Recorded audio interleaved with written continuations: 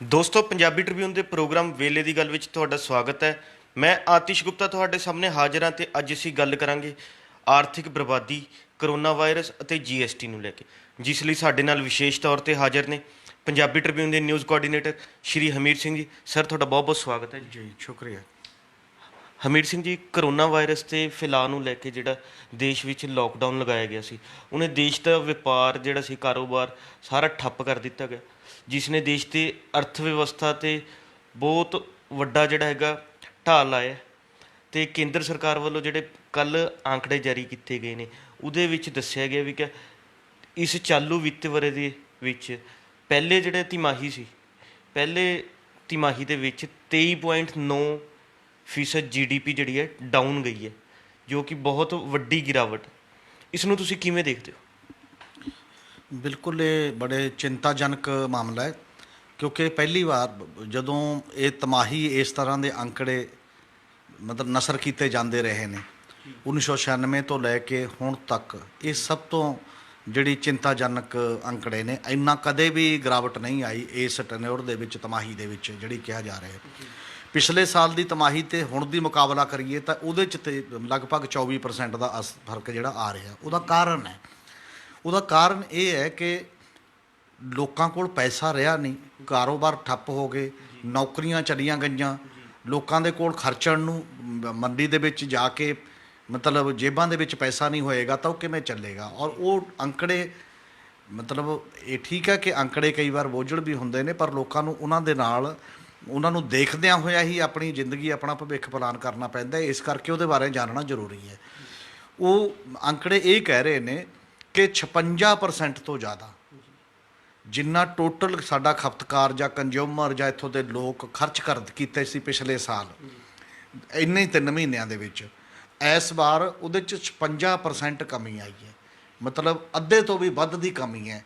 ਇਹ ਸਾਫ਼ ਨਜ਼ਰ ਆਉਂਦਾ ਹੈ ਕਿ ਉਹ ਜਿਹੜੇ ਕਲਾਸ, ਗਰੀਬ ਵਰਗ ਜਾਂ ਬਾਕੀ ਦੇ ਕੁਛ ਲੋਕ ਜਿਹੜੇ ਮਿਡਲ ਕਲਾਸ ਦਾ ਵੀ ਬੜਾ ਵੱਡਾ ਇੱਕ ਵਰਗ, ਜਿਹੜਾ ਜਿੰਨਾ ਆਪਣੀਆਂ ਲੋੜਾਂ 'ਤੇ ਪਹਿਲਾਂ ਖਰਚ ਕਰਦਾ ਸੀ, ਜ਼ਰੂਰਤਾਂ, ਉਹਨਾਂ ਦੀਆਂ ਜ਼ਰੂਰਤਾਂ ਵੀ ਪੂਰੀਆਂ ਨਹੀਂ ਹੋ ਰਹੀਆਂ ਅਤੇ ਉਹ ਉਹਨਾਂ ਖਰਚ ਨਹੀਂ ਕਰ ਰਹੇ। ਫਿਰ 50% ਤੋਂ ਵੱਧ ਜਿਹੜਾ ਉਸਾਰੀ ਦਾ ਖੇਤਰ ਹੈ, ਕੰਸਟਰਕਸ਼ਨ ਦਾ ਵਰਕ ਹੈ, ਉਹ ਬੰਦ ਹੈ। ਇਹ ਵੀ ਉਸੇ ਦਾ, ਜਦੋਂ ਕੰਸਟਰਕਸ਼ਨ ਬੰਦ ਹੈ, ਜਿਹਦੇ 'ਚ ਮੰਨਿਆ ਜਾਂਦਾ ਕਿ ਲਗਭਗ 7 ਕਰੋੜ ਬੰਦਾ ਉਹਦੇ 'ਚ ਜੋਬ ਕਰਦਾ, ਰਾਜ ਮਿਸਤਰੀ ਅਤੇ ਬਾਕੀ ਦੇ ਲੇਬਰ ਜਾਂ ਹੋਰ, ਅਤੇ ਜੋ ਅੱਧਾ ਬੰਦ ਹੈ ਤਾਂ ਇਹਨਾਂ ਮਹੀਨਿਆਂ ਦੇ ਵਿੱਚ ਇਹਦਾ ਮਤਲਬ 3-3.5 ਕਰੋੜ ਬੰਦੇ ਨੂੰ ਰੁਜ਼ਗਾਰ ਨਹੀਂ ਮਿਲਿਆ ਕਿਸੇ ਵੀ ਉਸ ਫੀਲਡ ਦੇ ਵਿੱਚ। ਫਿਰ 39% ਦੇ ਕਰੀਬ ਜਿਹੜਾ ਮੈਨੂਫੈਕਚਰਿੰਗ ਜਿਹੜਾ ਯੂਨਿਟ ਨੇ ਜਾਂ ਖੇਤਰ ਹੈ, ਜਿਹੜੀਆਂ ਫਸਤਾਂ ਬਣਾਉਣ ਵਾਲੀਆਂ ਚੀਜ਼ਾਂ ਨੇ, ਜਿਹੜੀਆਂ ਆਰਗੇਨਾਈਜ਼ਡ ਸੈਕਟਰ ਦੀਆਂ, ਉਹ ਘੱਟ ਹੈ, ਪਹਿਲਾਂ ਨਾਲੋਂ ਘੱਟ ਬਣਨ ਲੱਗੀਆਂ ਨੇ ਜਾਂ ਪਹਿਲਾਂ ਨਾਲੋਂ ਘੱਟ ਉਹਦੀ ਮੈਨੂਫੈਕਚਰਿੰਗ ਹੋ ਰਹੀ ਹੈ। ਇਸੇ ਤਰ੍ਹਾਂ ਜਿਹੜਾ ਚੱਲਦੇ ਇੱਕ ਮਾਹੌਲ ਇਹ ਬਣ ਗਿਆ ਕਿਸੇ ਨਾ ਕਿਸੇ ਰੂਪ ਦੇ ਵਿੱਚ ਕਿ ਲੋਕਾਂ ਦੇ ਕੋਲੋਂ ਕਾਰੋਬਾਰ ਅਤੇ ਨੌਕਰੀ ਅਤੇ ਰੁਜ਼ਗਾਰ ਖੁੱਸ ਗਿਆ। ਔਰ ਇਸੇ ਕਰਕੇ ਇਹ ਖਤਰਾ ਮਹਿਸੂਸ ਕੀਤਾ ਜਾ ਰਿਹਾ ਕਿ ਪਹਿਲਾਂ ਇੱਕ ਰਿਪੋਰਟ ਆਈ ਸੀ, ਉਹ ਰਿਪੋਰਟ ਇਹ ਕਹਿ ਰਹੀ ਸੀ ਕਿ ਇਸ ਸਾਲ ਦੇ ਅੰਤ ਤੱਕ ਜਿੰਨੇ ਲੋਕ ਕਰੋਨਾ ਨਾਲ ਮਰਦੇ ਨੇ, ਉਹਦੇ ਤੋਂ ਜ਼ਿਆਦਾ ਲੋਕਾਂ ਦੇ ਭੁੱਖ ਨਾਲ ਮਰਨ ਦੇ ਆਸਾਰ ਪੈਦਾ ਹੋ ਜਾਣਗੇ। ਔਰ ਉਹ ਰਿਪੋਰਟ ਦੇ ਵਿੱਚ ਇਹ ਸੀ ਕਿ ਰੋਜ਼ਾਨਾ 12,000 ਬੰਦੇ ਤੱਕ ਲੋਕ ਦੁਨੀਆ 'ਚ ਭੁੱਖ ਨਾਲ ਮਰਨ ਦੀ ਨੌਬਤ ਆ ਸਕਦੀ ਹੈ, ਅਤੇ ਕਰੋਨਾ ਨਾਲ ਅਜੇ ਉਨੀ ਨਹੀਂ। ਬਿਨਾਂ ਸ਼ੱਕ ਕਰੋਨਾ ਦਾ ਵੀ ਇੱਕ ਪ੍ਰਭਾਵ ਹੈ ਕਿ ਲੋਕ ਉਹਦੇ ਨਾਲ ਵੀ ਮਰ ਰਹੇ ਨੇ ਅਤੇ ਬਾਕੀ ਨੇ, ਪਰ ਸਾਡੇ ਵਰਗੇ ਦੇਸ਼ ਦੇ ਵਿੱਚ ਜਿਵੇਂ ਇਹਨੂੰ ਨਜਿੱਠਿਆ ਜਾ ਰਿਹਾ ਹੈ, ਜਿਸ ਤਰੀਕੇ ਦੇ ਨਾਲ, ਇਹ ਸਵਾਲ ਉੱਠਣਾ ਸੁਭਾਵਿਕ ਹੈ। ਲੋਕ ਹੁਣ ਇਹ ਸਵਾਲ ਕਰ ਰਹੇ ਨੇ ਕਿ ਜਦੋਂ ਸਾਡੀ ਸਰਕਾਰ ਨੇ ਪਹਿਲੇ 2 ਮਹੀਨੇ ਲੋਕਡਾਊਨ ਕੀਤਾ, ਉਹ ਕਿਹੜੇ ਮਾਹਰਾਂ ਨਾਲ ਗੱਲਬਾਤ ਕੀਤੀ, ਕਿੰਨੇ ਵੱਖ-ਵੱਖ ਖੇਤਰਾਂ ਦੇ ਬੰਦਿਆਂ ਦੀ ਰਾਏ ਲਈ, ਕੀ ਉਹਨੇ ਇਸੇ ਨੂੰ ਇਹ ਸਮਝ ਲਿਆ ਕਿ ਇਹ ਕਰੋਨਾ ਦਾ ਇਲਾਜ ਹੈ, ਜਾਂ ਇਹ 2 ਮਹੀਨਿਆਂ ਦੇ ਵਿੱਚ ਕਰੋਨਾ ਲਈ ਟਾਈਮ ਦਿੱਤਾ ਸੀ ਅਸਲ 'ਚ ਕਿ ਤੁਸੀਂ ਇਹਦਾ ਪ੍ਰਬੰਧ ਕਰੋ ਉਸ ਮਾਮਲੇ 'ਚ। ਹੁਣ ਕਿਉਂਕਿ ਦਬਾਅ ਇੰਨਾ ਆ ਗਿਆ, ਸਰਕਾਰਾਂ ਦੇ ਉੱਤੇ ਵੀ ਦਬਾਅ ਆ ਗਿਆ, ਕਿਉਂਕਿ ਸੰਕਟ ਉਸ ਪੱਧਰ 'ਤੇ ਜਾ ਰਿਹਾ ਹੈ। ਉਹਨਾਂ ਕੋਲ ਮਾਲੀਆ ਵੀ, ਉਹ ਕਹਿੰਦੇ ਨੇ ਸਾਡੇ ਕੋਲ ਘੱਟ ਹੋ ਗਿਆ ਜੀ, ਅਸੀਂ ਕਿੱਥੋਂ ਦੇਈਏ।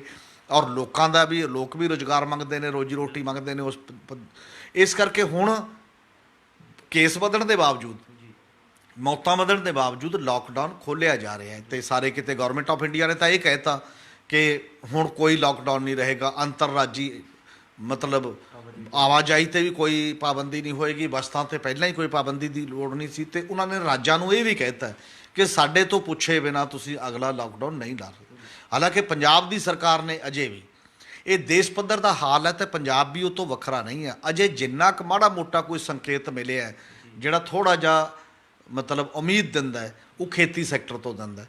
ਨੈਸ਼ਨਲ ਲੈਵਲ ਤੇ ਵੀ 3.4% ਗਰੋਥ ਰੇਟ ਮੰਨੀ ਗਈ ਹੈ, ਬਾਕੀ ਤਾਂ ਸਾਰੇ ਨੈਗੇਟਿਵ ਹੈ। ਜੇ ਬਾਕੀ ਕਰ ਲਓ, ਉਹ ਤਾਂ ਕੁਦਰਤੀ ਤਰੀਕਾ ਇਹ ਹੈ ਕਿ ਇਹਦੇ 'ਚ ਕੋਈ ਸਰਕਾਰਾਂ ਦੀ ਜਾਂ ਬਾਕੀ ਦੀ ਭੂਮਿਕਾ ਨਹੀਂ ਹੈ ਮੈਨੇਜਮੈਂਟ ਦੀ।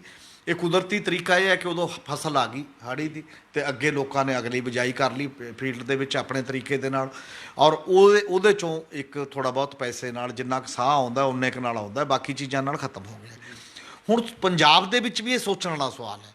ਪੰਜਾਬ ਦੀ ਸਰਕਾਰ ਨੇ ਇਹ ਕਹਿਤਾ ਕਿ ਜੀ ਅਸੀਂ ਤਾਂ ਅਜੇ ਵੀ 7 ਵਜੇ ਤੋਂ 5 ਵਜੇ ਤੱਕ ਕਰਫਿਊ ਰੱਖਾਂਗੇ, ਅਸੀਂ ਅਜੇ ਵੀ ਸ਼ਨੀਵਾਰ ਤੇ ਐਤਵਾਰ ਨੂੰ ਬੰਦ ਰੱਖਾਂਗੇ, ਲੋਕਡਾਊਨ ਰੱਖਾਂਗੇ ਪੂਰੀ ਤਰ੍ਹਾਂ, ਉਹ ਸਾਰੀਆਂ ਚੀਜ਼ਾਂ। ਇਹਦਾ ਮਤਲਬ ਕੀ ਹੈ ਕਿ ਤੁਹਾਨੂੰ ਅਜੇ ਵੀ ਗੰਭੀਰਤਾ ਸਮਝ ਨਹੀਂ ਆ ਰਹੀ ਕਿ ਅਰਥ ਵਿਵਸਥਾ ਦਾ ਟੁੱਟ ਜਾਣ ਦਾ ਕੀ ਮਤਲਬ ਹੁੰਦਾ ਹੈ, ਔਰ ਲੋਕਾਂ ਦਾ ਰੋਜੀ ਰੋਟੀ ਤੋਂ ਮੁਹਤਾਜ ਹੋਣ ਦਾ ਕੀ ਅਰਥ ਹੁੰਦਾ ਸਮਾਜਿਕ ਤੇ ਰਾਜਨੀਤਿਕ ਪੱਧਰ ਤੇ। ਔਰ ਜਦ ਲੋਕ ਇਸ ਪੱਧਰ ਤੇ ਟੁੱਟਦੇ ਨੇ ਤਾਂ ਇਹਦੇ 'ਚੋਂ ਸਮਾਜਿਕ ਸਿਆਸੀ ਬੇਚੈਨੀ ਪੈਦਾ ਹੁੰਦੀ ਹੈ। ਔਰ ਜਿਵੇਂ ਹੁਣ ਵਪਾਰੀਆਂ ਦਾ ਵਰਗ ਜਾਂ ਬਾਕੀ ਦੇ ਲੋਕ ਇਹ ਚੀਜ਼ਾਂ ਕਰਨ ਲੱਗ ਹੀ ਗਏ ਨੇ ਕਿ ਸਾਨੂੰ ਤੁਸੀਂ ਐਂ ਤਾਂ ਮਾਰ ਦੋਗੇ, ਉਹਦੀ ਅਵੱਗਿਆ ਕਰਨ ਲੱਗ ਗਏ। ਫਿਰ ਤੁਸੀਂ ਇੱਕ ਪ੍ਰਚਾਰ ਸਟਾਰਟ ਕਰ ਦਿਓ ਕਿ ਲੋਕ ਮੂਰਖ ਨੇ, ਉਹ ਲੋਕ ਸਮਝ ਨਹੀਂ ਰਹੇ, ਅਸਲ 'ਚ ਪਤਾ ਨਹੀਂ ਲੱਗ ਰਿਹਾ। ਜਿਹੜਾ ਬੰਦਾ ਅੰਦਰ ਭੁੱਖ ਤੋਂ ਮਰਦਾ ਹੈ, ਜਿਹੜਾ ਬੰਦੇ ਨੂੰ ਘਾਟਾ ਪੈ ਗਿਆ, ਜਿਹੜਾ ਬੰਦਾ ਕਰਜ਼ਾ ਚੜ੍ਹ ਰਿਹਾ, ਜਿਹਦੇ ਪਰ ਦਿਨ ਪ੍ਰਤੀ ਦਿਨ ਆਮਦਨ ਕੋਈ ਹੈ ਨਹੀਂ, ਉਹਨੂੰ ਤੁਹਾਡੇ ਨਾਲੋਂ ਜ਼ਿਆਦਾ ਪਤਾ ਹੈ ਵੀ ਆਪਣੀ ਜ਼ਿੰਦਗੀ ਦਾ ਕਿ ਕਰਨਾ ਕੀ ਹੈ ਤੇ ਨਹੀਂ ਕਰਨਾ। ਉਹਨਾਂ 'ਤੇ ਯਕੀਨ ਕਰੋ। ਔਰ ਤੁਸੀਂ ਇਸੇ ਕਰਕੇ ਕੀ ਹੋ ਰਿਹਾ, ਲੋਕਾਂ ਦਾ ਭਰੋਸਾ ਖੋ ਰਿਹਾ। ਭਰੋਸਾ ਇਸ ਹੱਦ ਤੱਕ ਖੋ ਰਿਹਾ ਕਿ ਹੁਣ ਲੋਕ ਪਿੰਡਾਂ 'ਚ ਪੰਚਾਇਤਾਂ ਮਤੇ ਪਾਉਣ ਲੱਗ ਗਈਆਂ ਨੇ ਕਿ ਜੀ ਅਸੀਂ ਤਾਂ ਸਰਕਾਰੀ ਹਸਪਤਾਲ 'ਚ ਵੀ ਭਰਤੀ ਨਹੀਂ ਕਰਨਾ ਬੰਦਾ, ਕਿਉਂਕਿ ਉੱਥੇ ਕੋਈ ਟਰੀਟਮੈਂਟ ਨਹੀਂ ਹੈ, ਕੋਈ ਬੰਦੇ ਦੀ ਸੱਦ ਪੁੱਛ ਨਹੀਂ ਹੈ। ਅਤੇ ਤੁਸੀਂ ਉਹ ਭਰੋਸਾ ਤਾਂ ਬੰਦੇ ਦਾ ਜਿੱਤ ਨਹੀਂ ਰਹੇ ਕਿ ਅਸੀਂ ਇਲਾਜ ਕਰ ਰਹੇ ਹਾਂ, ਮਤਲਬ ਹਸਪਤਾਲ ਚੰਗੇ ਨੇ, ਤੁਹਾਡੀ ਦੇਖ ਰੇਖ ਹੋਏਗੀ ਜਾਂ ਤੁਹਾਨੂੰ ਉਸ ਪੱਧਰ 'ਤੇ ਪੈਸਾ ਦਿੱਤਾ ਜਾਏਗਾ। ਜਿਵੇਂ ਹਿੰਦੁਸਤਾਨ ਦੇ ਅਤੇ ਦੁਨੀਆ ਦੇ ਮਾਹਰ ਕੇਂਦਰ ਦੀ ਸਰਕਾਰ ਅਤੇ ਸੂਬੇ ਦੀਆਂ ਸਰਕਾਰਾਂ ਨੂੰ ਇੱਕ ਨਸੀਹਤ ਦਿੰਦੇ ਆ ਰਹੇ ਨੇ ਬੜੇ ਲੰਮੇ ਸਮੇਂ ਤੋਂ, ਉਹ ਨਸੀਹਤ ਇਹ ਦਿੱਤੀ ਉਹਨਾਂ ਨੇ ਕਿ ਗਰੀਬਾਂ ਦੀ ਜੇਬ 'ਚ ਪੈਸਾ ਪਾਓ। ਹੁਣੇ ਹੀ ਪ੍ਰੋਫੈਸਰ ਅਰੁਣ ਕੁਮਾਰ ਜਿਹੜੇ ਅਰਥ ਵਿਵਸਥਾ ਦੇ ਜਵਾਹਰ ਲਾਲ ਨਹਿਰੂ ਯੂਨੀਵਰਸਿਟੀ ਦੇ ਸਾਬਕਾ ਪ੍ਰੋਫੈਸਰ ਨੇ, ਔਰ ਉਹ ਬੜੇ ਉਹਨਾਂ ਨੇ ਕੈਟਾਗਰੀਕਲੀ ਪਹਿਲਾਂ ਤੋਂ ਵੀ ਕਹਿੰਦੇ ਆ ਰਹੇ ਨੇ। ਉਹ ਕਹਿੰਦੇ ਜਿਹੜਾ 20 ਲੱਖ ਕਰੋੜ ਦਾ ਤੁਸੀਂ ਪੈਕੇਜ ਦੀ ਗੱਲ ਕੀਤੀ ਹੈ, ਇਹਦੇ 'ਚੋਂ ਬਹੁਤੇ ਪੈਸੇ ਤੁਸੀਂ ਕਿਹਾ ਕਿ ਅਸੀਂ ਇੰਡਸਟਰੀ ਨੂੰ, ਉਦਯੋਗਾਂ ਨੂੰ ਮਤਲਬ ਲੋਨ ਦੇ ਰੂਪ 'ਚ ਦਵਾਉਂਦੇ ਹਾਂ। ਉਹਨਾਂ ਉਦਯੋਗਾਂ ਨੇ ਕੀ ਕੀਤਾ, ਉਹਨਾਂ ਨੇ ਨਿਵੇਸ਼ ਕੀਤਾ ਹੀ ਨਹੀਂ, ਆਪਣਾ ਕਰਜ਼ਾ ਐਡਜਸਟ ਕਰ ਲਿਆ ਅਤੇ ਰੁਜ਼ਗਾਰ ਤਾਂ ਪੈਦਾ ਹੀ ਨਹੀਂ ਹੋਇਆ। ਬਾਕੀ ਗੱਲ ਤਾਂ ਸੈਂਟੀਮੈਂਟ ਉਹ ਚਲਾ ਗਿਆ ਕਿ ਅਸੀਂ ਹੋਰ ਵੀ ਕੋਈ ਕੰਮ ਇਸ ਲੈਵਲ 'ਤੇ ਖੋਲ੍ਹਿਆ ਜਾਏ। ਦੂਜੀ ਗੱਲ ਇਹ ਹੈ ਕਿ ਅਸਲ 'ਚ ਇਹ ਕਿਹਾ ਜਾ ਰਿਹਾ ਸੀ ਕਿ ਤੁਸੀਂ ਉਹਨਾਂ ਬੰਦਿਆਂ ਦੀ ਜੇਬ 'ਚ ਪੈਸੇ ਪਾਓ, ਖਪਤਕਾਰ ਦੀ। ਸਾਡੇ ਸਪਲਾਈ ਦਾ ਕ੍ਰਾਈਸਿਸ ਨਹੀਂ, ਸਾਡੇ ਮੰਗ ਦਾ ਸੰਕਟ ਹੈ। ਮੰਗ ਉਦੋਂ ਪੈਦਾ ਹੁੰਦੀ ਹੈ ਜਦੋਂ ਬੰਦੇ ਮਾਰਕੀਟ 'ਚ ਚੀਜ਼ਾਂ ਖਰੀਦਣ ਜਾਂਦੇ ਨੇ। ਖਰੀਦਦਾ ਕੌਣ ਹੈ ਸਭ ਤੋਂ ਜ਼ਿਆਦਾ? ਜਿਹੜੇ ਇੱਕ ਬੜਾ ਵੱਡਾ ਵਰਗ ਹੈ, ਗਰੀਬ ਵਰਗ ਹੈ, ਮੱਧ ਵਰਗ ਹੈ, ਜਿਹਦੇ ਕੋਲ ਉਹ ਪੈਸੇ ਨਹੀਂ ਹੈ। ਇਸ ਕਰਕੇ ਮਜ਼ਦੂਰਾਂ, ਕਿਸਾਨਾਂ, ਛੋਟੇ ਵਪਾਰੀਆਂ ਜਾਂ ਹੋਰ ਛੋਟੇ ਛੋਟੇ ਕੰਮ ਧੰਦੇ ਕਰਨ ਵਾਲੇ ਜਿਨ੍ਹਾਂ ਦੀ ਰੋਜੀ ਰੋਟੀ ਚਲੇਗੀ, ਉਹਨਾਂ ਨੂੰ ਪੈਸੇ ਦਿਓ। ਪਿੰਡਾਂ ਦੇ ਵਿੱਚ ਮਨਰੇਗਾ ਇੱਕ ਸਕੀਮ ਹੈ ਜਿਹੜੀ ਗਰੀਬ ਬੰਦਿਆਂ ਦੇ ਜੇਬਾਂ 'ਚ ਪੈਸਾ ਪਾ ਸਕਦੀ ਸੀ, ਉਹਦੇ 'ਚ ਵੱਧ ਤੋਂ ਵੱਧ ਤੁਸੀਂ 1 ਲੱਖ ਕਰੋੜ ਦੇ ਰਹੇ ਹੋ। ਔਰ ਰਾਜਸਥਾਨ ਨੇ ਇਹ ਕਹਿਤਾ ਵੀ ਸਾਡੀ ਤਾਂ ਉਹ ਪੂਰੀ ਹੋ ਗਈ ਹੈ ਜੀ, 100 ਦਿਨ ਦਾ ਅਸੀਂ ਰੁਜ਼ਗਾਰ ਕਾਫੀ ਜਗ੍ਹਾ ਦੇ ਤਾਂ ਸਾਡਾ ਹੁਣ ਫਿਰ ਬਾਕੀ ਬੰਦਿਆਂ ਨੇ ਰੋਟੀ ਖਾਣੀ ਹੈ, ਬਾਕੀ ਉਸ ਤੋਂ ਬਾਅਦ ਵੀ ਤਾਂ ਰੋਟੀ ਖਾਣੀ ਹੈ, ਉਹ ਕੀ ਕਰਨ? ਔਰ ਇਸੇ ਕਰਕੇ ਉਹ ਪ੍ਰੋਫੈਸਰ ਅਰੁਣ ਕੁਮਾਰ ਦਾ ਵੀ ਇਹ ਕਹਿਣਾ ਵੀ ਮਨਰੇਗਾ 'ਚ ਘੱਟੋ ਘੱਟ 4 ਲੱਖ ਕਰੋੜ ਰੁਪਏ ਦੀ ਲੋੜ ਹੈ। 1 ਲੱਖ ਕਰੋੜ ਨਾਲ ਕੁਝ ਨਹੀਂ ਬਣਨਾ ਜੇ ਲੋਕਾਂ ਨੂੰ ਪੈਸੇ ਦੇਣਾ। ਉਹੀ ਜੀ ਉਹ ਸਕੀਮ ਮਨਰੇਗਾ ਵਰਗੀ ਸ਼ਹਿਰ 'ਚ ਵੀ ਲਾਗੂ ਕਰਨ ਦੀ ਲੋੜ ਹੈ, ਤਾਂ ਕਿ ਜਿਹੜੇ ਬੰਦੇ ਸ਼ਹਿਰਾਂ ਦੇ ਬੇਰੁਜ਼ਗਾਰ ਹੋਏ ਨੇ ਉਹਨਾਂ ਨੂੰ ਵੀ ਰੁਜ਼ਗਾਰ ਦੀ ਗਰੰਟੀ ਕੀਤੀ ਜਾਏ ਅਤੇ ਉਹ ਵੀ ਮਾਰਕੀਟ ਦੇ ਵਿੱਚ ਜਾਣ। ਜੇ ਉਸ ਪਾਸੇ ਤੁਸੀਂ ਨਹੀਂ ਸੋਚ ਰਹੇ, ਸਾਡੇ ਤਾਂ ਇੱਦੋਂ ਉਲਟ ਕੰਮ ਹੋ ਰਿਹਾ। ਸਾਡੀ ਗੌਰਮੈਂਟ ਆਫ ਇੰਡੀਆ ਇਹ ਕਹਿ ਰਹੀ ਹੈ ਹਰੇਕ ਨੂੰ ਤੈਨੂੰ ਕਰਜ਼ਾ ਦਵਾ ਦਿੰਦੇ ਹਾਂ, ਮਤਲਬ ਚਾਹੇ ਉਹ ਸਰਕਾਰ ਮੰਗੇ ਪੰਜਾਬ ਦੀ ਜਾਂ ਬਾਕੀ ਰਾਜਾਂ ਦੀ, ਉਹਨੂੰ ਕੋਈ ਕਹਿੰਦੇ ਨੇ ਤੁਹਾਨੂੰ ਕਰਜ਼ਾ ਦਵਾ ਦਿੰਦੇ ਹਾਂ। ਗ੍ਰਾਂਟ ਨਾਂ ਦੀ ਚੀਜ਼, ਲੋਕਾਂ ਦੀਆਂ ਜੇਬਾਂ 'ਚ ਪੈਸੇ ਪਾਉਣ ਦੀ ਚੀਜ਼ ਸਰਕਾਰਾਂ ਇਹ ਕੰਮ ਕਰ ਸਕਦੀਆਂ ਨੇ। ਸਰਕਾਰ ਬੈਂਕਾਂ ਦਾ ਲੋਨ ਚੱਕ ਲਿਆ 8 ਲੱਖ ਕਰੋੜ ਰੁਪਇਆ, ਉਹ ਕਹਿੰਦੇ ਪਿਆ ਜਿਹੜਾ ਸਰਕਾਰ ਲੈ ਸਕਦੀ ਹੈ, ਲੋਕਾਂ ਨੂੰ ਦਏ, ਉਦੋਂ ਬਾਅਦ ਟੈਕਸ ਲੈ ਕੇ ਵਸੂਲ ਲੂਗੀ। ਇੱਕ ਹਮੀਰ ਸਿੰਘ ਜੀ, ਇਹਦੇ ਨਾਲ ਹੀ ਜਿਹੜਾ ਦੇਖਿਆ ਜਾ ਰਿਹਾ ਵੀ ਕਰੋਨਾ ਨੇ ਲੋਕਾਂ ਦਾ ਕਾਰੋਬਾਰ ਜਿਹੜਾ ਠੱਪ ਕਰਤਾ ਬਿਲਕੁਲ ਹੀ। ਉਸ ਤੋਂ ਦੂਜੇ ਪਾਸੇ ਜੇ ਦੇਖੀਏ, ਗੱਲ ਕਰੀਏ ਆਪਾਂ ਸੂਬੇ ਅਤੇ ਕੇਂਦਰ ਦੇ ਵਿਚਕਾਰ ਜਿਹੜੇ ਹੈਗੇ ਟਕਰਾਅ ਜਿਹੜੇ ਹੈਗੇ ਦਿਨ ਪ੍ਰਤੀ ਦਿਨ ਵੱਧਦੇ ਜਾ ਰਹੇ ਨੇ। ਕੋਈ ਇਸ ਨੂੰ GST ਨਾਲ ਜੋੜ ਕੇ ਦੇਖ ਰਿਹਾ, ਕੋਈ ਕਿਸੇ ਤਰੀਕੇ ਨਾਲ ਜੋੜ ਕੇ ਦੇਖ ਰਿਹਾ। ਇਸ ਟਕਰਾਅ ਦੇ ਅਸਲ ਕਾਰਨ ਕੀ ਹੈ ਕਿ ਕੇਂਦਰ ਅਤੇ ਸੂਬਿਆਂ ਦੇ ਵਿੱਚ ਜਿਹੜੇ ਵੱਧ ਰਹੇ? ਨਹੀਂ, ਬਿਲਕੁਲ ਟਕਰਾਅ ਦਾ ਕਾਰਨ ਇਹ ਹੈ ਕਿ ਸਭ ਕੁਝ ਤਾਂ ਕੇਂਦਰ ਨੇ ਆਪਣੇ ਹੱਥ 'ਚ ਲੈ ਲਿਆ, ਪੈਸੇ ਤੋਂ ਲੈ ਕੇ, ਟੈਕਸ ਤੋਂ ਲੈ ਕੇ, ਬਾਕੀ ਦੀਆਂ ਸਾਰੀਆਂ ਚੀਜ਼ਾਂ ਜਿੰਨੀਆਂ ਖੇਤੀ ਆਰਡੀਨੈਂਸ, ਬਿਜਲੀ ਬਿੱਲ, UAPA, NIA, ਸਭ ਕੁਝ ਕੇਂਦਰ ਨੇ ਆਪਣੇ ਹੱਥ 'ਚ ਲੈ ਲਿਆ। ਪਰ ਜਦ ਹੱਥ 'ਚ ਲੈ ਲਿਆ ਉਹ ਜ਼ਿੰਮੇਵਾਰੀ ਨਿਭਾਉਣ ਲਈ ਤਿਆਰ ਨਹੀਂ। ਤਾਂ ਜਦੋਂ ਰਾਜ ਸਰਕਾਰਾਂ ਕਹਿੰਦੀਆਂ ਨੇ ਕਿ ਸਾਨੂੰ ਸਾਡੇ ਹਿੱਸੇ ਦਾ ਹੀ ਪੈਸਾ ਦਿਓ, ਤੇ ਉਹਦੇ 'ਚ ਉਹਨਾਂ ਨੇ ਸਗੋਂ ਵੰਡੀਆਂ ਪਾਤੀਆਂ ਆਪਸ ਦੇ ਵਿੱਚ ਵੀ, ਤੁਹਾਨੂੰ ਪੈਸੇ ਨਹੀਂ ਦੇ ਸਕਦੇ, ਤੁਸੀਂ ਕਰਜ਼ਾ ਲੈ ਲਓ, ਤੁਹਾਨੂੰ ਕਰਜ਼ਾ ਦਵਾ ਦਿੰਦੇ ਆ। ਕਰਜ਼ਾਈ ਪਹਿਲਾਂ ਹੀ ਹੋਏ ਬੈਠੇ ਨੇ। ਪਰ ਇਹਨਾਂ ਸੂਬਾ ਸਰਕਾਰਾਂ ਨੂੰ ਵੀ ਸੋਚਣਾ ਚਾਹੀਦਾ, ਜਦੋਂ ਇਹਨਾਂ ਨੇ GST ਤੇ ਮੋਹਰ ਲਾਈ, ਆਪਣੀਆਂ ਅਸੈਂਬਲੀਆਂ 'ਚ ਬੜਾ ਖੁਸ਼ ਹੋ ਕਿਹਾ, ਤਾਂ ਕਦੇ ਸੋਚਣ ਤਾਂ ਸਹੀ ਕਿ ਸਾਡੇ ਤੋਂ ਗਲਤੀ ਹੋਈ ਹੈ। ਐਜ ਏ ਪੋਲੀਟੀਕਲ ਪਾਰਟੀ ਕੀ ਕਾਂਗਰਸ ਦੀਆਂ ਸਰਕਾਰਾਂ ਇਹ ਸੋਚ ਰਹੀਆਂ ਨੇ, ਹੁਣ ਓਪਨਲੀ ਕਹਿ ਰਹੀਆਂ ਨੇ ਕਿ GST ਗਲਤ ਹੋ ਗਿਆ, ਸਾਨੂੰ ਨਹੀਂ ਸਟੇਟ ਦਿੱਤਾ। ਔਰ ਜੇਕਰ ਤੁਸੀਂ ਦੇਖੋ ਕਿ ਅਮਰੀਕਾ ਦਾ ਮਾਡਲ ਤੁਸੀਂ ਫੋਲੋ ਕਰਦੇ ਹੋ ਬਾਕੀ ਮਾਮਲੇ 'ਚ, ਅਮਰੀਕਾ 'ਚ ਤਾਂ GST ਹੈ ਨਹੀਂ, ਉਹ ਤਾਂ ਸੂਬਿਆਂ ਨੂੰ ਇੰਨੇ ਜ਼ਿਆਦਾ ਅਧਿਕਾਰ ਨੇ, ਸੂਬੇ ਆਪਣੇ ਟੈਕਸ ਲਾਉਂਦੇ ਨੇ। ਔਰ ਇਸੇ ਤਰ੍ਹਾਂ ਤੁਸੀਂ ਕੈਨੇਡਾ ਦਾ ਮਾਡਲ ਫੋਲੋ ਕਰਨ ਦੀ ਕੋਸ਼ਿਸ਼ ਕੀਤੀ, ਕੈਨੇਡਾ 'ਚ GST ਹੈ, ਪਰ ਉੱਥੇ ਸੂਬਿਆਂ ਨੂੰ ਹੱਕ ਹੈ ਕਿ ਉਹ ਆਪਣੀ ਸੂਬਾਈ GST 'ਚ ਜਾਣਾ ਚਾਹੁੰਦਾ ਜਾਂ ਕੇਂਦਰ ਵਾਲੀ ਨਾਲ ਜਾਣਾ ਚਾਹੁੰਦਾ, ਸੂਬੇ ਨੂੰ ਪੂਰਾ ਹੱਕ ਹੈ। ਇੱਥੇ ਸੂਬੇ ਨੂੰ ਕੋਈ ਹੱਕ ਨਹੀਂ। ਮਲੇਸ਼ੀਆ ਜਦੋਂ ਅਸੀਂ ਲਾਗੂ ਕਰ ਰਹੇ ਸੀ, ਮਲੇਸ਼ੀਆ ਨੇ ਐਲਾਨ ਕਰਤਾ ਕਿ ਅਸੀਂ GST ਬਾਹਰ ਵਾਪਸ ਜਾ ਰਹੇ ਹਾਂ, ਅਸੀਂ ਪੁਰਾਣੇ ਟੈਕਸ ਸਿਸਟਮ ਦੇ ਉੱਤੇ ਜਾ ਰਹੇ ਹਾਂ, ਇਸ ਲਈ ਸਾਨੂੰ ਨਹੀਂ ਆ ਉਹ ਠੀਕ। ਇਹਦੇ ਬੁਨਿਆਦੀ ਢਾਂਚੇ 'ਤੇ ਵੀ ਕੋਈ ਚਰਚਾ ਕਰੋ। ਕੇਵਲ ਮਹਾਰਾਸ਼ਟਰ ਦੇ ਚੀਫ ਮਿਨਿਸਟਰ ਨੇ ਇੱਕ ਗੱਲ ਕਹੀ ਹੈ, ਉਹਨੇ ਇਹ ਕਿਹਾ ਕਿ GST ਸਾਡੇ ਫਿੱਟ ਨਹੀਂ, ਸਾਨੂੰ ਪੁਰਾਣੇ ਢਾਂਚੇ 'ਤੇ ਚਲਾ ਜਾਣਾ ਚਾਹੀਦਾ। ਸਾਡਾ ਡਾਇਵਰਸ ਕੰਟਰੀ ਹੈ, ਇੰਨੀਆਂ ਵੰਨ-ਸੁਵੰਨਤਾਵਾਂ ਨੇ, ਇੰਨੇ ਬਖਰੇਵੇਂ ਨੇ, ਹਰੇਕ ਸੂਬੇ ਦੀਆਂ ਆਪਣੀਆਂ ਲੋੜਾਂ ਨੇ, ਕਿਹੜੀ ਤੇ ਜ਼ਿਆਦਾ ਟੈਕਸ ਲਾਉਣਾ, ਕਿਹੜੀ ਤੇ ਘੱਟ ਟੈਕਸ ਲਾਉਣਾ, ਸੂਬਾ ਆਪਣੀਆਂ ਲੋੜਾਂ ਮੁਤਾਬਕ ਕਰ ਲੇਗਾ। ਸਾਨੂੰ GST ਤੋਂ ਵਾਪਸ ਚਲੇ ਜਾਣਾ ਚਾਹੀਦਾ ਜਾਂ ਨਹੀਂ। ਅਸਲ 'ਚ ਡਿਬੇਟ ਇੱਥੋਂ ਸਟਾਰਟ ਹੋਣੀ ਚਾਹੀਦੀ ਹੈ, ਜਿਹੜੀ ਕਿ ਡਿਬੇਟ ਉਸ ਪੱਧਰ 'ਤੇ ਨਹੀਂ ਜਾ ਰਹੀ। ਹੁਣ ਇਹੀ ਵਿੱਤ ਮੰਤਰੀ ਜਿਹੜੇ ਮਨਪ੍ਰੀਤ ਬਾਦਲ ਨੇ ਤੇ ਕਹਿ ਰਹੇ ਨੇ ਕਿ ਜੀ ਇਹ ਤਾਂ GST ਮਾਰ ਦੂਗੀ, ਉਹੀ ਵਿਧਾਨ ਸਭਾ ਦੇ ਵਿੱਚ ਇਹਦੀ ਪ੍ਰੇਜ਼ ਕਰ ਰਹੇ ਸੀ ਉਦੋਂ ਪਹਿਲਾਂ ਕਿ ਹਾਂਜੀ ਇਹ ਤਾਂ ਬਹੁਤ ਵਧੀਆ, ਇਹ ਤਾਂ ਪਤਾ ਨਹੀਂ ਬਾਰੇ ਨਿਆਰੇ ਹੋ ਜਾਣਗੇ ਸਾਰੇ ਦੇਸ਼ ਦੇ ਵਿੱਚ, ਦੇਸ਼ ਭਗਤੀ ਦਾ ਨਾਂ ਹੀ GST ਹੁੰਦੀ ਹੈ। ਇਹ ਬਹੁਤ ਵੱਡੇ ਸਵਾਲ ਨੇ, ਜਿਹੜੇ ਸਵਾਲਾਂ 'ਤੇ ਤੁਸੀਂ ਇੱਕ ਦੂਜੇ ਨੂੰ ਇਕੱਲਾ ਇਲਜ਼ਾਮ ਨਾ ਲਓ। ਪਰ ਇਹ ਗੱਲ ਜ਼ਰੂਰ ਹੈ ਕਿ GST ਦਾ ਪੈਸਾ ਜੇਕਰ ਉਹ ਨਹੀਂ ਦਿੰਦਾ ਕੇਂਦਰ ਆਪਣੇ ਹਿੱਸੇ ਦਾ ਵੀ ਰਾਜਾਂ ਨੂੰ, ਜਿਹੜਾ ਰਾਜਾਂ ਦਾ ਹਿੱਸਾ ਬਣਦਾ, ਤਾਂ ਆਉਣ ਵਾਲੇ ਦਿਨਾਂ ਦੇ ਵਿੱਚ ਰਾਜਾਂ ਦੀ ਹਾਲਤ ਬਹੁਤ ਬੁਰੀ ਹੋ ਜਾਣੀ ਹੈ। ਔਰ ਇਹਦੇ 'ਚੋਂ ਰਾਜਾਂ ਨੂੰ ਮਜਬੂਰੀ ਵਸ ਸੈਂਟਰ ਦੇ ਖਿਲਾਫ ਖੜੇ ਹੋਣਾ ਪੈਣਾ। ਕੱਲਾ GST ਦੇ ਸਵਾਲ 'ਤੇ ਨਹੀਂ, ਫਿਰ ਬਾਕੀ ਦੇ ਮੁੱਦਿਆਂ 'ਤੇ ਵੀ ਖੜਾ ਹੋਣਾ ਪਏਗਾ। ਦੇਸ਼ ਦੇ ਵਿੱਚ ਇੱਕ ਫੈਡਰਲ ਢਾਂਚੇ ਦੇ ਲਈ ਇੱਕ ਜਦੋਜਹਿਦ ਹੋਏਗੀ ਸੈਂਟਰਲਾਈਜੇਸ਼ਨ ਦੇ ਖਿਲਾਫ।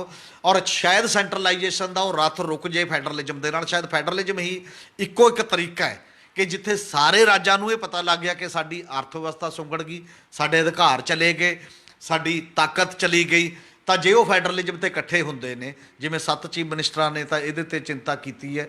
ਇਸ ਦੇਸ਼ ਦੇ ਵਿੱਚ ਬਾਕੀ ਦੇ ਵੀ ਜਿਹੜੇ ਭਾਜਪਾ ਰੂਲਡ ਸਟੇਟਾਂ ਵੀ ਨੇ, ਉਹਨਾਂ ਦੇ ਵੀ ਅੰਦਰ ਕਿਤੇ ਨਾ ਕਿਤੇ ਇਹ ਗੱਲਬਾਤ ਤਾਂ ਚੱਲ ਰਹੀ ਹੈ। ਪਰ ਕਿਉਂਕਿ ਪਾਰਟੀਆਂ ਦਾ ਦੌਰ ਹੈ, ਸਾਡੇ ਕੋਈ ਸਟੇਟ ਦਾ ਇੰਟਰਸਟ ਉਸ ਲੈਵਲ 'ਤੇ ਨਹੀਂ, ਉਹਨੂੰ ਨਹੀਂ ਉਸ ਰੂਪ ਦੇ ਵਿੱਚ ਦੇਖ ਰਹੇ। ਇਹਦੇ 'ਤੇ ਦੇਖਣ ਦਾ ਸਵਾਲ ਸਭ ਤੋਂ ਪਹਿਲਾਂ ਇਹ ਹੈ ਕਿ ਲੋਕਾਂ ਨੂੰ ਰੁਜ਼ਗਾਰ ਕਿਵੇਂ ਮਿਲੇ, ਤੇ ਉਹਨਾਂ ਦੀ ਰੋਜੀ ਰੋਟੀ ਦੇ ਲਈ ਉਹਨਾਂ ਦੀਆਂ ਜੇਬਾਂ 'ਚ ਪੈਸਾ ਕਿਵੇਂ ਪਵੇ। ਇਹ ਸਭ ਤੋਂ ਵੱਡਾ ਕੁਐਸਚਨ ਹੈ। ਬਲਕਿ ਸਰਕਾਰਾਂ ਇਹਦੋਂ ਉਲਟ ਕਰ ਰਹੀਆਂ ਨੇ। ਜਿਹੜੀ ਖੇਤੀ ਮਾੜਾ ਮੋਟਾ ਠੀਕ ਕਰ ਰਹੀ ਹੈ, ਉਹਦੇ 'ਚੋਂ ਵੀ ਇਹੋ ਜਿਹੇ ਆਰਡੀਨੈਂਸ ਲਾਗੂ ਕਰਕੇ ਉਹਨੂੰ ਵੀ ਬਰਬਾਦ ਕਰਨ ਵਾਲੇ ਪਾਸੇ ਅਸੀਂ ਚੱਲਣ ਲਈ ਤੁਰੇ ਹੋਏ ਹਾਂ। ਹਮੀਰ ਸਿੰਘ ਜੀ, ਮੈਂ ਟੋਕਣਾ ਚਾਹਾਂਗਾ ਤੁਹਾਨੂੰ ਵਿੱਚ ਵੀ ਕਿ ਜਿਵੇਂ ਆਪਾਂ ਗੱਲ ਕਰੀਏ ਦੇਸ਼ ਦੀ ਇਸ ਟਾਈਮ GDP ਜਿਹੜੀ ਹੈਗੀ ਹੈ 23.9% ਜਿਹੜੀ ਹੈ ਗਿਰ ਚੁੱਕੀ ਹੈ। ਦੇਸ਼ ਨੂੰ ਇਸ ਤੋਂ ਬਾਹਰ ਆਉਣ ਲਈ ਕੀ ਕਰਨ ਦੀ ਲੋੜ ਹੈ ਤਾਂ ਕਿ ਦੇਸ਼ ਦੀ ਜਿਹੜੀ GDP ਹੈ ਉਹ ਉੱਚ ਸੁਧਾਰ ਕੀਤਾ ਜਾ ਸਕੇ? ਬਿਲਕੁਲ, GDP ਨੂੰ ਤੋਂ ਬਾਹਰ ਆਉਣ ਦਾ ਤਰੀਕਾ ਹੀ ਇਹ ਹੈ। ਜਿਹੜੇ ਗਿਰਾਵਟ ਆ ਰਹੀ ਹੈ, ਕਾਰੋਬਾਰ ਚੱਲਣਗੇ, ਲੋਕ ਸੰਕਟ ਦੇ ਇੱਕ ਸਾਈਕਲ ਹੁੰਦਾ ਹੈ। ਮੰਗ ਜਿਹੜੀ ਡਿੱਗ ਰਹੀ ਹੈ ਲਗਾਤਾਰ, ਮੰਗ ਪੈਦਾ ਕਰਨੀ ਪਏਗੀ। ਸਾਰੇ ਮਾਹਰ ਇਹ ਕਹਿ ਰਹੇ ਨੇ ਮੰਗ ਪੈਦਾ ਕਰਨ ਦਾ ਇੱਕੋ ਇੱਕ ਤਰੀਕਾ ਹੈ ਕਿ ਕੇਂਦਰ ਦੀ ਸਰਕਾਰ ਆਪਣੇ ਪੱਧਰ 'ਤੇ ਪੈਸਾ ਪੰਪ ਕਰੇ, ਪੈਸਾ ਦੇਵੇ ਗਰੀਬਾਂ ਦੇ ਵਿੱਚ, ਲੋਕਾਂ ਦੇ ਵਿੱਚ, ਉਹਨਾਂ ਦੀਆਂ ਜੇਬਾਂ 'ਚ ਪਾਵੇ। ਔਰ ਉਹਨਾਂ ਦੀਆਂ ਜੇਬਾਂ 'ਚ ਜਾਏਗਾ ਤਾਂ ਉਹ ਸਮਾਨ ਖਰੀਦਣ ਲੱਗਣਗੇ। ਸਮਾਨ ਖਰੀਦਣ ਲੱਗਣਗੇ ਤਾਂ ਸਮਾਨ ਦੀ ਲੋੜ ਪਊਗੀ, ਤਾਂ ਫੈਕਟਰੀਆਂ ਚੱਲਣ ਲੱਗਣਗੀਆਂ। ਅਜੇ ਜਦੋਂ ਪੁਰਾਣਾ ਹੀ ਨਹੀਂ ਵਿਕਦਾ ਤਾਂ ਉਹ ਪਿਆ ਤਾਂ ਨਵਾਂ ਕਿਉਂ ਬਣਾਉਣਾ ਫਿਰ। ਤੇ ਜਦੋਂ ਫੈਕਟਰੀਆਂ ਚੱਲਣ ਲੱਗਣਗੀਆਂ ਤਾਂ ਲੋਕਾਂ ਨੂੰ ਹੋਰ ਰੁਜ਼ਗਾਰ ਮਿਲੇਗਾ, ਹੋਰ ਰੁਜ਼ਗਾਰ ਮਿਲੇਗਾ, ਹੋਰ ਪੈਸਾ ਆਏਗਾ। ਇੱਕ ਸਾਈਕਲ ਹੁੰਦਾ ਹੈ, ਉਹ ਸਾਈਕਲ ਚਲਾਉਣਾ ਹੈ। ਉਹ ਸਾਈਕਲ ਉਨਾ ਚਿਰ ਨਹੀਂ ਚੱਲਦਾ ਜਿੰਨਾ ਚਿਰ ਮੰਗ ਦੀ ਪੈਦਾ ਨਹੀਂ ਕਰਦੇ ਤੁਸੀਂ। ਮੰਗ ਪੈਦਾ ਕਰਨ ਲਈ ਸਰਕਾਰ ਨੂੰ ਇਨਵੈਸਟ ਕਰਨਾ ਪੈਂਦਾ, ਪ੍ਰਾਈਵੇਟ ਨਹੀਂ ਇਹੋ ਜਿਹੇ ਘਾਟੇ 'ਚ ਇਨਵੈਸਟ ਕਰਦਾ ਕਦੇ ਵੀ। ਔਰ ਸਰਕਾਰ ਉਹ ਕੰਮ ਵਾਲੇ ਪਾਸੇ ਹਜੇ ਜਾ ਨਹੀਂ ਰਹੀ। ਔਰ ਜੇਕਰ ਉਹ ਪਾਸੇ ਵੱਲ ਨਾ ਗਈ ਤਾਂ ਇਹ ਕੋਈ ਗੱਲ ਕੱਲੀ ਕਰੋਨਾ ਦੀ ਨਹੀਂ ਹੈ, ਕੱਲੀ ਇਸ ਗੱਲ ਕਰਕੇ ਨਹੀਂ ਕਿ ਕਰੋਨਾ ਦੇ ਦੌਰਾਨ ਹੈ। ਬੇਰੁਜ਼ਗਾਰੀ ਇਦੋਂ ਪਹਿਲਾਂ ਹੀ ਸੀ, ਜਦੋਂ ਨੋਟਬੰਦੀ ਹੋਈ, ਜਦੋਂ GST ਆਈ। ਇਹ ਤਾਂ ਕਰੋਨਾ ਤੋਂ ਪਹਿਲਾਂ ਦੀਆਂ ਗੱਲਾਂ ਨੇ। 18 'ਚ GST ਆਈ ਹੈ ਅਤੇ ਉਦੋਂ ਪਹਿਲਾਂ ਨੋਟਬੰਦੀ ਤੁਸੀਂ ਕਰਤੀ।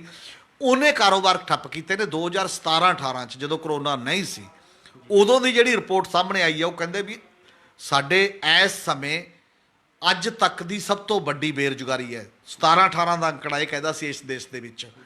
ਉਸ ਪੁਰਾਣੇ ਪਿਛੋਕੜ ਤੋਂ ਸਭ ਤੋਂ ਵੱਡੀ ਬੇਰੁਜ਼ਗਾਰੀ ਦੀ ਦਰ ਸੀ ਤੇ ਰੁਜ਼ਗਾਰ ਉਦੋਂ ਤੋਂ ਚੱਲਿਆ ਜਾ ਰਿਹਾ ਸੀ, ਉਦੋਂ ਹੀ ਇਹ ਆਉਣ ਲੱਗ ਗਿਆ ਸੀ ਕਿ ਇੰਨੀਆਂ ਆਈਟੀ ਦੀਆਂ ਨੌਕਰੀਆਂ ਚਲੀਆਂ ਗਈਆਂ ਜਾਂ ਇੰਨੇ ਵੱਖ-ਵੱਖ ਤਰ੍ਹਾਂ ਦੀਆਂ ਚਲੀਆਂ ਗਈਆਂ। ਇਹਦੇ ਆ ਕੇ ਤਾਂ ਹੋਰ ਉਹਨੂੰ ਖਰਾਬ ਕੀਤਾ, ਕੇਵਲ ਇੰਨਾ ਕੀਤਾ। ਇਸ ਲਈ ਆਪਣੀਆਂ ਉਹ ਬੁਨਿਆਦੀ ਪਾਲਿਸੀਆਂ ਬਦਲੋ, ਜਿਹੜਾ ਸਭ ਕੁਝ ਪ੍ਰਾਈਵੇਟ ਤੇ ਛੁੱਟ ਕੇ, ਸਭ ਕੁਝ ਜਿਹੜਾ ਸੇਵਾ ਸੰਮਤੀ ਦਾ ਕੰਮ ਰਾਜਾਂ ਤੇ ਛੁੱਟ ਕੇ ਟੋਟਲ ਪੈਸਾ ਤੁਹਾਡੇ ਕੋਲ ਚਲਾ ਜਾਏ ਤੇ ਤੁਸੀਂ ਦੇਣ ਲਈ ਤਿਆਰ ਨਾ ਹੋਵੋ। PM ਕੇਅਰ ਫੰਡ ਬਣਾਤਾ, ਜਿਹੜਾ ਸਰਕਾਰੀ ਏਜੰਸੀਆਂ ਤੋਂ ਪੈਸੇ ਲੈ ਕੇ ਤੁਸੀਂ ਹਜ਼ਾਰਾਂ ਕਰੋੜ ਰੁਪਏ, ਤੇ ਉਹਨੂੰ ਮਤਲਬ ਬਿਹਾਰ ਦੇ ਵਿੱਚ 2 ਵੱਡੇ ਹਸਪਤਾਲ ਬਣਾ ਕੇ ਬਿਹਾਰ ਇਲੈਕਸ਼ਨ ਜਿੱਤਣਾ ਚਾਹੁੰਦੇ ਹੋ। ਤੇ ਇਹ ਜਿਹੜੀਆਂ ਤੌਰ ਤਰੀਕੇ ਨੇ, ਕੇਵਲ ਸਿਆਸਤ ਕਰਨਾ, ਉਹ ਵੀ ਮਤਲਬ ਸੌੜੀ ਸਿਆਸਤ ਕਰਨਾ, ਕੇਵਲ ਆਪਣੀ ਚੋਣ ਜਿੱਤਣਾ, ਲੋਕਾਂ ਦਾ ਸੋਚਣਾ ਨਾ, ਇਨਸਾਨੀਅਤ ਦਾ ਸੋਚਣਾ ਨਾ। ਤੇ ਤੁਸੀਂ FDI ਨੂੰ ਸੱਦਾ ਦੇਈ ਜਾਂਦੇ ਹੋ 100% ਸਿੱਖਿਆ ਦੇ ਵਿੱਚ ਵੀ ਆ ਜਾਓ, ਪਰਚੂਨ 'ਚ ਵੀ ਆ ਜਾਓ, ਬਾਕੀ 'ਚ ਵੀ ਆ ਜਾਓ, ਸ਼ਬਦ ਕਹਿੰਦੇ ਹੋ ਆਤਮ ਨਿਰਭਰ ਭਾਰਤ। ਇਹ ਸਾਰੀਆਂ ਜਿਹੜੀਆਂ ਕੰਟਰਾਡਿਕਸ਼ਨਾਂ ਨੇ, ਦਿਆਨਤਦਾਰੀ ਨਾਲ ਉਹਦੇ ਤੇ ਕਰਨਾ ਹੈ। ਮੈਨੂੰ ਨਹੀਂ ਲੱਗਦਾ ਕਿ ਹੁਕਮਰਾਨ ਉਸ ਪਾਸੇ ਵੱਲ ਜਾ ਰਹੇ ਨੇ। ਇਸ ਲਈ ਦੇਸ਼ ਦੇ ਲੋਕਾਂ ਨੂੰ ਹੀ ਇੱਕ ਸੰਵਾਦ ਰਚਾ ਕੇ ਉਸ ਪਾਸੇ ਵੱਲ ਆਵਾਜ਼ ਉਠਾਉਣੀ ਪਏਗੀ, ਕਿਉਂਕਿ ਕਿਹਾ ਜਾਂਦਾ ਕਿ ਡੈਮੋਕ੍ਰੇਸੀ 'ਚ ਜਿਹੋ ਜਿਹੇ ਲੋਕ ਹੁੰਦੇ ਨੇ ਉਹੋ ਜਿਹੇ ਰਾਜੇ ਉਹਨਾਂ ਨੂੰ ਮਿਲਦੇ ਨੇ। ਜੇ ਲੋਕ ਆਪਣੇ ਪੱਧਰ ਦੇ ਉੱਤੇ ਜਾਗਰੂਕ ਹੋ ਕੇ ਆਪਣਾ ਭਵਿੱਖ ਕਹਿੰਦੇ ਨੇ ਕਿ ਜਿੰਨਾ ਚਿਰ ਮੰਗ ਪੈਦਾ ਕਰਨ ਦੇ ਲਈ ਰੁਜ਼ਗਾਰ ਨਹੀਂ ਦਿੰਦੇ, ਲੋਕਾਂ ਦੀਆਂ ਜੇਬ 'ਚ ਪੈਸੇ ਨਹੀਂ ਪਾਉਂਦੇ, ਇੱਕ ਵੱਡੀ ਜੱਦੋਜਹਿਦ ਨਹੀਂ ਹੁੰਦੀ, ਤੇ ਉਹਦੇ ਨਾਲ ਦੀ ਨਾਲ ਸੈਂਟਰਲਾਈਜੇਸ਼ਨ ਦੇ ਖਿਲਾਫ ਫੈਡਰਲਿਜ਼ਮ ਦਾ ਏਜੰਡਾ ਨਹੀਂ ਆਉਂਦਾ, ਤੇ ਲੋਕਾਂ ਨੂੰ ਇੰਪਾਵਰ ਕਰਨ ਦੇ ਲਈ ਹੇਠਲੇ ਪੱਧਰ ਤੇ ਤਾਕਤਾਂ ਦਾ ਵਿਕੇਂਦਰੀਕਰਨ ਨਹੀਂ ਹੁੰਦਾ, ਉਹਨਾਂ ਚਿਰ ਅੱਗੇ ਨਹੀਂ ਵਧਿਆ ਜਾ ਸਕਦਾ। ਹਾਂ, ਲੋਕਾਂ ਨੂੰ ਇਦੋਂ ਅਗਲੀ ਗੱਲ ਤੇ ਵੀ ਜਾਣਾ ਪਏਗਾ, ਜਿਹੜਾ ਹਜੇ GST ਤੇ ਕੇਵਲ GDP ਦੀ ਗੱਲ ਹੋ ਰਹੀ ਹੈ। GDP ਦਾ ਫਾਰਮੂਲਾ ਬਦਲਣਾ ਪਏਗਾ। GDP ਇੱਕ ਐਂਗਲ ਹੈ ਅਰਥ ਵਿਵਸਥਾ ਦੀ ਤਰੱਕੀ ਨੂੰ ਮਾਪਣ ਦਾ, ਪਰ GDP ਵਧਣ ਦੇ ਬਾਵਜੂਦ ਜੇ ਲੋਕਾਂ ਦਾ, ਗਰੀਬਾਂ ਦੀ ਜੇਬ 'ਚ ਪੈਸਾ ਨਹੀਂ ਜਾਂਦਾ, ਕੁਝ ਖਾਸ ਅਡਾਨੀਆਂ ਅੰਬਾਨੀਆਂ ਦੇ ਉਹਦੇ 'ਚ ਚਲਾ ਜਾਂਦਾ ਕਬਜ਼ੇ ਦੇ ਵਿੱਚ, ਤਾਂ ਵੀ GDP ਨਾਲ ਕੁਝ ਨਹੀਂ ਹੋਣਾ। ਇਸ ਲਈ GDP ਦੇ ਨਾਲ ਦੀ ਨਾਲ ਉਹ ਪੈਸੇ ਦੀ ਵੰਡ ਕਿਵੇਂ ਹੁੰਦੀ ਹੈ, ਹੇਠਲੇ ਵਰਗਾਂ ਤੱਕ ਕਿਵੇਂ ਜਾਂਦਾ ਹੈ, ਇਹ ਅਪਰੋਚ ਵੀ ਨਾਲ ਲੈਣੀ ਪਏਗੀ। ਇਹ ਸਨ ਪੰਜਾਬੀ ਟ੍ਰਿਬਿਊਨ ਦੇ ਨਿਊਜ਼ ਕੋਆਰਡੀਨੇਟਰ ਸ਼੍ਰੀ ਹਮੀਰ ਸਿੰਘ ਜੀ, ਜਿਨ੍ਹਾਂ ਨੇ ਸਾਡੇ ਨਾਲ ਦੇਸ਼ ਦੀ ਅਰਥ ਵਿਵਸਥਾ ਨੂੰ ਲੈ ਕੇ ਜਿਹੜੇ ਹੈਗੇ ਆਪਣੇ ਵਿਚਾਰ ਸਾਂਝੇ ਕੀਤੇ। ਕੱਲ੍ਹ ਨੂੰ ਇਸੇ ਸਮੇਂ ਫਿਰ ਮਿਲਾਂਗੇ ਪ੍ਰੋਗਰਾਮ ਵੇਲੇ ਦੀ ਗੱਲ ਵਿੱਚ। ਧੰਨਵਾਦ।